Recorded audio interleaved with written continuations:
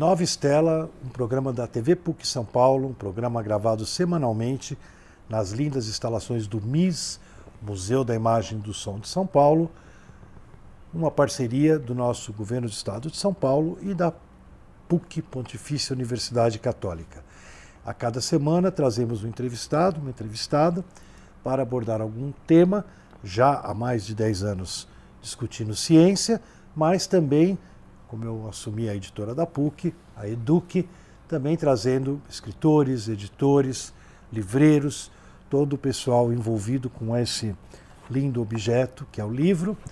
E hoje a gente está então gravando mais um Nova Estela Ex Libris com a querida, vamos lá para minha colinha, Sabrina Abreu, jornalista e escritora, já tem 4 livros de não ficção, entre eles o título de viagem, Meu Israel, Viagem ao País onde o céu e a terra se encontram, em 2009.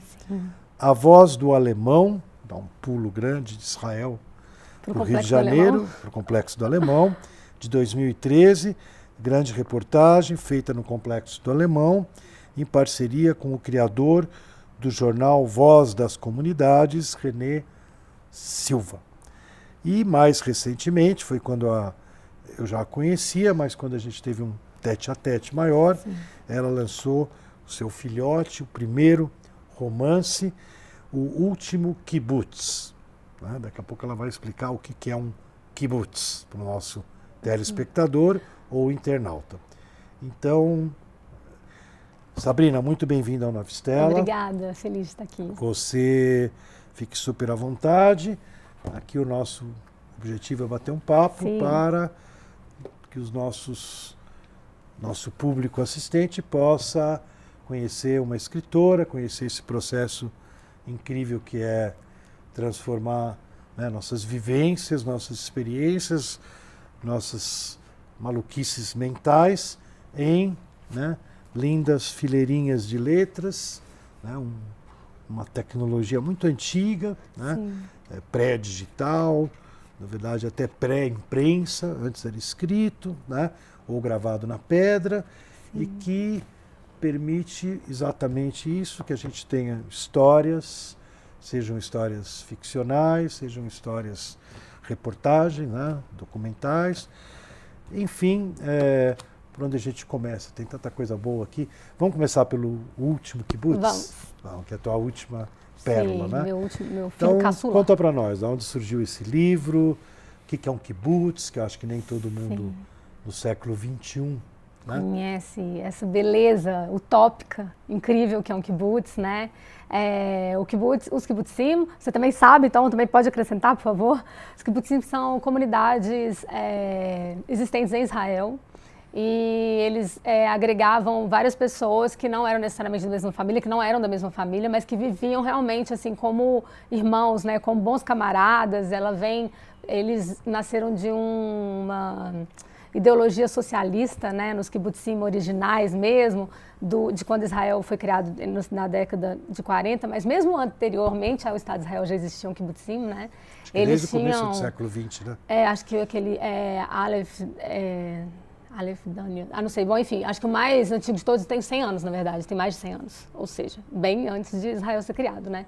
E eles tinham muito fortemente no início essa ideologia, assim, de todos somos iguais, então homens e mulheres, jovens e velhos, lutando por uma comunidade justa, igualitária. Então, assim, os kibbutzim, eles atravessaram todas essas décadas, chegaram até hoje em dia de uma forma diferente, né? Já não é mais aquela coisa toda socialista, isso ficou... na história ficou mais como uma cultura, são espaços atualmente em que as pessoas vivem juntas, mas muitas trabalham fora de lá, os jovens principalmente se mudam para as grandes cidades, não ficam lá mais necessariamente e tal, mas eles existem ainda reinventados, inseridos no sistema capitalista muito tecnológico, né, de inovação de Israel, então muitos têm grandes empresas dentro deles e tal. Mas quando eu pensei assim, nesse pano de fundo para ser o cenário do meu livro, é porque eu vivi num kibutz, né? Então também tem isso. Eu vivi, quando eu era bem mais nova, eu passei 3 meses num kibutz, sendo meio hippie, assim, lá na fronteira de Israel com o Líbano. Foi uma experiência maravilhosa. E aí... Qual kibutz que era? Baram, que é um am, com aquela coisa meio gutural aqui, que eu não sei fazer do hebraico, apesar de tentar. Então, quando eu vivi lá, eu ficava olhando ao meu redor, assim, e ficava pensando, gente, isso aqui é muito bom, não acredito nem que isso existe, assim, de verdade. Parece algo inventado mesmo. Parece que eu estava contando depois para os meus amigos que não viveram lá ou que não conheceram, parecia que eu estava contando de uma coisa totalmente maluca. Por quê? Até hoje em dia eles aceitam voluntários. São poucos que ainda fazem isso, mas eles aceitam voluntários do mundo inteiro. Você pode ir lá como um jovem judeu ou não judeu e viver lá, sei lá, colhendo frutas. Laranja é o forte, assim, no meu kibbutz era maçã. Maçã? Mas tem vários, assim, né? E aí, você tem a experiência lá no Oriente Médio, incrível, tomando sol e tal, são lugares com estrutura bacana, então são lugares bonitos, com piscina, com cafeteria, lugares legais, e você tem essa experiência. Na minha época, o bunker era boate, ainda é? Ah, não, então, tem um pub, mas também tem o abrigo, né, antiaéreo, que a gente faz umas festas mais... A gente faz, mas a gente fazia, já tem 10 anos isso, meu Deus. Não, faz. E aí, sim... Mas, então, assim, eu escolhi falar do kibbutz por isso, assim, porque eu acho que é uma sociedade muito romântica, né? Muito romântica, assim. São jovens que vieram de vários países, com todos os problemas de imigração judaica que aconteceram ao redor do mundo, né? De rejeições em tantos países, como nós sabemos. Então, eles sempre, os judeus sempre com essa conexão, né? Com a terra de Israel. Então, quando retornaram para lá, foram em diferentes levas migratórias, né, antes da Segunda Guerra e depois também, eles acharam, então, essa forma igualitária e socialista de iniciar uma vida nova em comunidade, assim, naquela terra ancestral. E, então, no livro eu criei esse personagem, que é um pioneiro, como a gente chama, né, que é um kibbutznik raiz, assim, aquela pessoa que ajudou mesmo a fundar essa comunidade, chamado Simon. Então, se passa em 2 tempos, conta um pouco da juventude do Simon, de como era, ele é um judeu suíço, que decidiu ir para lá, ele era uma minoria absoluta, assim, na verdade ele era o único suíço, a maioria das pessoas eram de outros lugares, mas ele caiu lá meio de paraquedas. E então ele foi parte de uma geração muito sonhadora e ao mesmo tempo realizadora, porque eles decidiram criar essa sociedade, mas ao mesmo tempo que ela parecia um sonho, impossível quase, assim, né, de criar esse país, ela também eles também colocaram a mão na massa, assim, literalmente, assim, arando a terra, né, fazendo trabalhos braçais mesmo, e às vezes também tendo que lutar guerras, enfim, vivendo situações adversas em prol de um sonho coletivo, que era o sonho de ter uma pátria, o sonho de viver com seus iguais, né, com as outras pessoas que não os discriminariam mais, como aconteceu em tantos outros países. Você sabe, fazendo um breve parênteses, né, colocando um piteco meu aí na história, né, e na verdade não é nem pela minha vivência, é mais por leitura, né. Tem algum livro que eu li do Amos Oz, mas não é ficção, é uma coletânea de artigos dele, publicado em alguma revista alemã, sobre a história dos kibbutzim, justamente... eu achei numa rodoviária. Esse eu nunca li dele. Viajando pelo mundo. É uma coletânea de artigos. Ele escrevia muito também infelizmente. Ensaios, né, tal. E ele... Interessante que ele explica esse ponto que a Sabrina colocou, né? Que não é só que o cara colocava a mão na massa porque precisava arar a terra, né? Afinal, era uma comunidade agrícola. Sim, né? Muito bem colocado, sim, lembrado. E o kibbutz tinha esse lado. Mas, na verdade, isso tem uma origem lá na Europa. Além da ideologia socialista, tinha uma outra ideologia que fazia parte desses visionários aí que o Amos Oz fala, que era o seguinte, que a nossa civilização, principalmente lá na Europa, né? Muito urbana, muito sábia, né, tal, ela tinha se afastado demais da agricultura, da terra, né?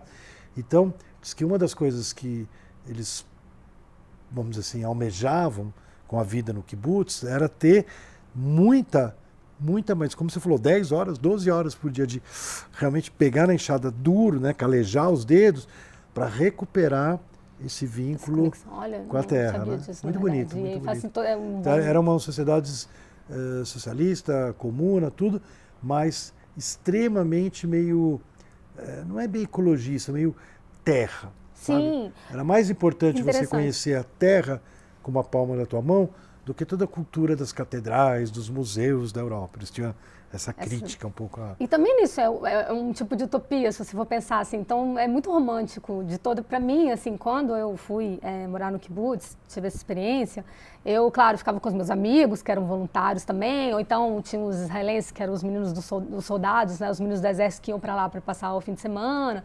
Eu andava muito com essa turma, claro, eram os meus amigos principais, mas eu fiquei muito amiga dos pioneiros, assim. Então, era muito comum, assim, eu jantava com eles me chamavam para ir à casa deles. Não era exatamente comum entre os voluntários isso acontecer, ter essa amizade entre os voluntários, os membros mais antigos do kibbutz, mas eu também, porque eu já era jornalista quando eu fui, assim, eu era recém-formada. E aí, quando eu fui, então eu tinha esse interesse de ficar ouvindo aquelas histórias, porque são cada história tão interessante de vida, assim, é isso, eles abriram mão de muita coisa para criar algo do nada, assim, né? Assim, do nada no sentido de aquela comunidade era um junta-junta de várias pessoas diferentes que eles abriam mão de suas individualidades de certa forma, até mesmo eu gosto de dar esse exemplo e falo isso no livro, mas é porque para mim é demais, assim, as roupas eram de todo mundo, né? Então lavava a roupa de todo mundo, alguém lavava, sei lá, eles dividiam as tarefas. E aí no final, sei lá, você tá com essa camiseta, eu tô com a minha, e no final a gente podia trocar ou usar de outra pessoa, nada era de cada um, né? Tudo Muito era de forte, todo mundo. Então era uma experiência radical. Eu fui no kibbutz visitar um tio, né, que eu não conhecia, ele era parente de um tio que eu conheci lá em Israel, porque casou com uma prima do meu pai, aquelas coisas tudo entrelaçado, né? Inclusive ele chegou a ser homenageado, porque ele é uma pessoa que perdeu um olho. O kibbutz tinha uma fábrica de plástico, né? Bem antigo, um dos primeiros que, como você falou, começou a mesclar essa transição, né? Além de ser agrícola, ele tinha uma fábrica muito boa, modelinho, assim, fazia os pratos da companhia aérea. Ah, que demais. Pratos da Elab. E mais copinho para sorvete, iogurte, que eles fazem muito em Israel e tal. E ele perdeu um olho numa máquina ali dentro e continuou trabalhando, era um operário padrão, tal. Mas o que me estranhou é que minha mãe, né, que Deus a tenha, mas ela viu, não esquece de levar o presentinho para o tio, tal, né? E eu levei o presentinho para o tio, para a tia. A primeira coisa que me chocou é que eu dei, era um enfeite, sei lá, que eu comprei lá em Tel Aviv. A primeira coisa que eles fizeram foi pegar os presentes que eu dei e levaram tudo para a área coletiva. Ai, olha isso. É outro jeito de ver a vida. Eles na casa deles não tinha nada que ficar lá, né? A segunda coisa que me chocou, eu sou muito ligado à criança, né? É que eu queria saber dos filhos deles, né? E os filhos deles não moravam na casa deles. Ah, então foi nessa... Ah, então tem muito tempo, ainda tinha a casa das crianças. Década de 70. Ah, nossa. Ainda era o kibbutz original, que ela está dizendo é o seguinte, porque as gerações seguintes não quiseram mais que os filhos morassem fora, né? Então construíram até às vezes o segundo andar para ter o filho morando em cima. Porque quando eu fui, eu acabei ficando muito amiga da filha menorzinha, que era ainda pequenininha, e ela ainda falava, porque como eles vieram da Argentina, falava um pouquinho de espanhol, né? Então, criou uma sinergia, ela começou a me ver todo dia, né? E eles acharam aquilo muito estranho, né? Esse apego. Nem ela ia na casa deles, ela ia no Shabat. Não, nem ia na casa, o Shabat era também no coletivo. Comunal, sim. É incrível. Então, isso está dizendo da casa... Tem um personagem aqui no livro, fala de casa de crianças, que assim, por necessidade e ideologia, que era meio uma junção forte, assim, uma vez eu fui num kibbutz em Israel, já tinha até lançado esse livro, que é de 3 anos atrás, alguém me disse, mas também uma das motivações da casa de criança, além do fato de criar todo mundo como irmãos, tirando essa individualidade da família, né, quebrando com isso, rompendo com essa célula social que é tão importante para a gente no nosso mundo burguês, assim, né? Não é só burguês. Hoje em dia todos os meus amigos... nem burguês, até tribal, na verdade, ancestral Não sei. Eu ia dizer para você que hoje em dia meus amigos aqui nos debates, aqui no MIS, quando entra na questão de redes sociais e privacidade, pode ser de esquerda, de direita, tá todo mundo louco em preservar a privacidade, né? Mas eu falo na família com essa coisa tribal, que se você for pensar, sei lá, que não tem privacidade não sei nenhuma. quem, Ben, não sei que lá, tipo, no judaísmo, né, filho de fulano de tal, ou mesmo entre os árabes, pai de fulano de tal. Então, assim, a família, ela tem muita importância, mas os kibbutzim vieram tão radicalmente, assim, sendo tão rebelde, que a família tinha que ser todos nós, exato. Então, eles criavam os meninos numa casa de crianças. Todos irmãos. E eles eram todos irmãos, quer dizer, é realmente uma utopia, uma coisa muito maravilhosa, é uma sociedade muito especial e por isso eu quis partir daí para fazer meu primeiro romance, porque é uma sociedade que me inspira muito, assim, como jornalista eu fiz algumas pautas, fiz para a revista Trip, que é uma revista jovem, né, sobre kibbutz, fiz para pequenas empresas, grandes negócios também, contando dessa coisa de mudança, socialismo para um capitalismo inovador e muito bem sucedido e tal. Então, assim, é um ambiente que eu acredito que eu conheço bem.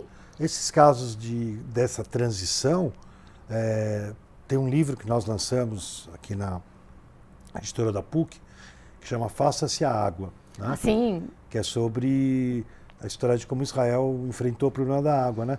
E um dos exemplos que tem no livro é a história do gotejamento, né? Que é super forte, né? Que em vez de você pegar um esguicho, que nem aqui no Brasil, sim, ai, meu Deus. Lavar a calçada, Deus me livre. Ontem eu estava andando, eu caminho no bairro aqui perto e vi o cara com esguicho ali. Ai, quase... Já tinha chovido, né? Ai, sim, ai, lágrimas. Então, é duro, né? E o gotejamento é um cara de um kibutz que vai visitar um outro kibutz e quando ele está saindo, ele vê que as árvores que eles plantaram para enfrentar a rua de entrada eram todas do mesmo tamanho, que foram plantadas juntas, e uma delas era super alta, né? Ele para o carro, desce e descobre que tem um vazamento de um cano naquela árvore, né? Foi esse ele foi embora. Ele foi embora e levou essa ideia para casa, começou lá no kibutz dele, estudar, tal. Bom, virou uma big multinacional, porque essa tecnologia do gotejamento ele patenteou. E é interessante, porque esse é um cara da velha guarda, dos pioneiros, que ele é absolutamente toda a renda dessa empresa é para o kibutz, né? No caso dele ainda é tradicional, que é muito legal, assim, se for pensar hoje em dia. Por exemplo, eu quando morei no kibutz, que na verdade a minha história é ficção, então não é a minha história, Sabrina, é a história que eu inventei, mas de uma forma ou de outra serve para eu ter conhecimento para poder escrever, né? Mas a gente que era voluntário, a gente ganhava um dinheirinho como se fosse de banco imobiliário. Então, quer dizer, só de você viver 3 meses da sua vida sem ter que lidar com dinheiro em espécie, pegava carona para a praia, isso muda um pouco sua cabeça, né? Porque você consegue ver dinheiro, claro que é super necessário para fazer coisas importantes, desde pagar o plano de saúde até viajar, enfim, mas é papel, né?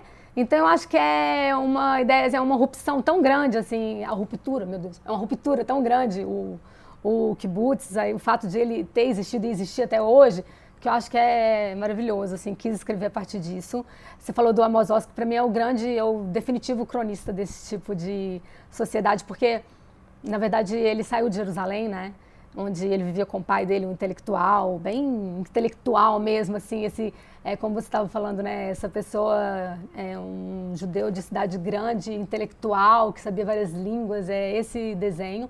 E aí, em certo momento da vida dele, ele rompeu com isso e foi para o kibutz trabalhar com as próprias mãos, assim, e foi lá que ele se transformou a tal ponto que ele deixou até o sobrenome de família para adotar o Oz, né, que não é o sobrenome dele verdadeiro, e se casou e teve várias experiências de um jeito assim que você pode ver que alguns livros mais, como De Amor e de Trevas ou Haverim, né, não é camaradas, como é que ficou? Entre amigos aqui, né, no Brasil.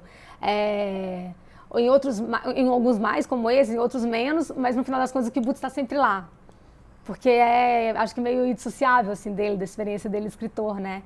E aí tem até uma coisa que é a personagem do meu livro, que chama Sofia, que é a personagem da minha geração, ela tá lendo Amos Oz no trem que vai para Haifa, quando ela vai pro kibutz dela, assim, que eu quis colocar eu quis pelo menos escrever o nome dele, assim, E aí a Sofia, ela chega no kibutz no dia de um enterro de um pioneiro. E aí, nesse enterro, ela encontra o Simon, que era também um pioneiro amigo desse senhor que tinha morrido, Yuval. E lá eles começam a conversar e ela começa a ver assim, que a grande história do kibutz para ela é ouvir essas histórias antigas. Assim. Eles iniciam uma amizade forte. Ela, como uma voluntária brasileira, estava lá para poder tomar sol, para poder se divertir e tal, nessa adolescência estendida que a minha geração viveu. E aí ela vai ouvindo as histórias daquela outra geração que era muito capaz de sonhar, realizar e ceder, né, assim, abrir mão de coisas, todas essas características, assim, capacidades muito confusas, eu acho, para própria geração, assim, não estou falando que seja uma geração pior do que a outra. Tem até uma frase da Susan Sontag que eu escolhi para colocar no livro no comecinho, assim, que é: cada geração tem que reinventar a sua espiritualidade. E aí a espiritualidade de várias formas, assim, né? Tanto em conexão com Deus, quanto com a Terra, quanto com... do jeito de ver a vida com algum tipo de mágica, assim, né? Para além só disso aqui, que é visível, palpável e tal. E aí eu acho que a minha geração, que é o meu tema na minha vida, eu posso estar escrevendo de kibbutz, eu posso estar escrevendo sobre qualquer coisa, para mim essa geração é o meu tema, assim, que me interessa. A gente tem esse desafio de ter muito, né? É uma abundância tão grande que eu acho que as pessoas, eu sinto que a gente fica às vezes meio perdido, assim, para escolher. Não tem tanto uma receita como antes, até certa idade você tinha que fazer tal coisa, você escolheu uma profissão e é para sempre. Então as minhas personagens jovens do livro eram muito essas pessoas, assim, uma ia casar, mas ela resolveu ir pro kibbutz antes para fazer uma espécie de despedida, aí a outra estava sem saber o que ia fazer profissionalmente, sabe? E era mesmo o perfil de pessoas que eu conhecia lá no kibbutz, assim, os jovens do kibbutz eram isso. Deixa eu aproveitar, então, aqui é um papo bem ex-libris aqui do Nova Estela, né? Por favor. Que é um pouco da tua parte, assim, você como jornalista, escrevendo matérias, viajando, escrevendo matérias, né? Os seus livros que eu mencionei aqui, o Israel... Meu Israel e o último... Meu Deus, a voz do alemão. E o do alemão, né? São duas realidades que você buscou trazer, né? Refletir, e de repente você resolveu fazer ficção, né? Sim. Então aquela coisa assim, como é que foi essa tua relação com personagens que, tudo bem, tem pesquisa, tem referência, mas não são, né? Quando você está fazendo o alemão, né? Como é que chama? O René, né? René Silva, que René é um comunicador é o cara, incrível, né? Sim. Eu já tive nessa tua cadeira o Edu Rocinha, o Edu Carvalho, que é lá da Rocinha, né? O Edu Rocinha. Sim. Então são pessoas que a gente, né, quer trazer, quer mostrar, quer dar espaço, né? Que enfrentam uma barra, né, cruelíssima e ao mesmo tempo resistem, são maravilhosos, ativos, gente querida, tal. Mas como é que foi essa tua relação com esse mundo da ficção, né?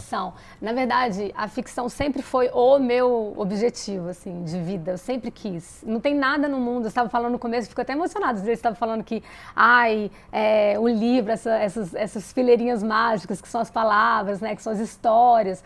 Nada para mim é comparável a quando eu pego um livro para ler e leio com muito prazer. Assim, eu sinto prazer em várias formas de arte, ou mesmo várias outras coisas na minha vida, mas a hora que eu estou lendo o livro da Sabrina Abreu é daqueles que você pega e não vai parar até acabar. Obrigada. Mas então quando eu pego um livro e leio assim, com prazer, assim, me apaixonando pelo personagem e tal, é a coisa que eu mais amo fazer na minha vida, desde que eu era criança e sempre, assim. Então, como isso causava algo em mim tão incrível, eu queria replicar isso nos outros, assim, queria conseguir também passar pelo outro lado da mágica, né, fazer a mágica. Mas, então, quando eu fui escolher uma faculdade, eu escolhi jornalismo para escrever. Só que daí o jornalismo também me fez ficar apaixonada e eu senti que era um terreno, assim, que eu acho maravilhoso, também o jornalismo amo, mas mais seguro, assim, sabe? Porque você não está expondo, assim, as suas entranhas, né? Você está contando histórias de outras pessoas, como você disse, são histórias reais. Então eu fui atrás de histórias que eu achava assim maravilhosas, que eu achava de alguma forma inspiradoras. Eu gosto disso, sabe? Eu sempre pensei assim, boa notícia também é notícia. Eu sei que também tem gente que tem que escrever a notícia ruim, mas eu gosto de escrever coisas que eu acho que são notícias felizes, que mostram que as coisas têm jeito e tal. Então eu fui atrás disso como jornalista, enquanto eu tomava coragem, assim, sabe? Eu posso inventar 1000 histórias, mas a verdade é que eu não tinha coragem de escrever ficção antes. E aí, depois de 4 livros de não ficção, assim, que eu tive um caminho que me deixou feliz, assim, aconteceram coisas legais nessa carreira enquanto isso, aí eu pensei, ok, agora acho que eu tenho coragem. E eu me arrisquei e escrevi e fiquei feliz, sabe, assim, de contar uma história do jeito como eu sempre sonhei, assim.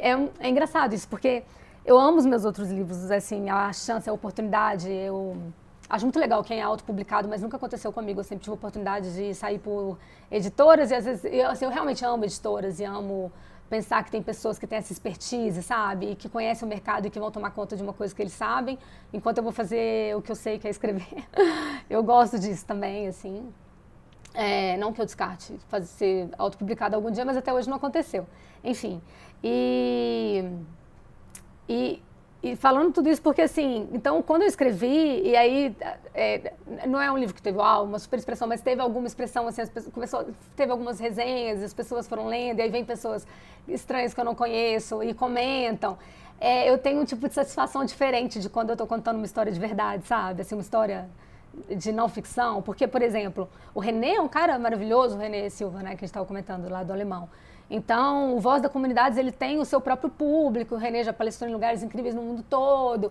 Então, assim, as pessoas estão lendo a história que eu escrevi, e eu fico muito feliz por isso, mas elas podem ter vários interesses além do fato de eu ter escrito, entendeu? Ou mesmo em relação ao meu Israel, que é um livro de viagens sobre Israel, as pessoas vão ler sobre Israel e aí acaba que eu que escrevi, mas não é por mim necessariamente, né? E já o Último Kibutz, não, uma história que realmente nasceu de dentro de mim. Então é muito legal saber que tem alguém lendo. Quase no último minuto, assim. Ai, meu Deus, tô viajando. Não, maravilhoso. É para viajar mesmo. E o que vem pela frente aí, só para... Que vem pela frente, vem um livro que eu fiz com o Ronaldo Fraga, um livro de entrevista. Ronaldo Fraga é o estilista, né, maravilhoso, designer, um dos mais incríveis do Brasil. A gente fez um livro de entrevistas que vai ser lançado em breve, se Deus quiser. Sobre? Um livro de entrevistas, inspirado naquele Conversas com o Woody Allen. E a gente fez durante muitos anos, que agora eu já perdi as contas, eu entrevistei ao longo de muitos anos e vai ser lançado esse ano, se Deus quiser, é isso que vem por aí. E eu espero, além disso, continuar escrevendo ficção. Legal. E conversando com você em outras oportunidades, é isso que eu espero que aconteça. Sim, cada livro teu você vem aqui. Sabrina Abreu, autora do Último Kibutz, entre outros livros, à venda aí nas melhores livrarias do ramo. E o Nova Estela vai se despedindo, hoje o Nova Estela Ex Libris, voltado às letras, né? O outro é voltado às estrelas, esse é voltado às estrelas que estão aqui na nossa cabeça e a gente espera que ajude a despertá-las para um século XXI mais animador. Até a próxima semana, no mesmo canal, no mesmo horário ou a qualquer momento na internet.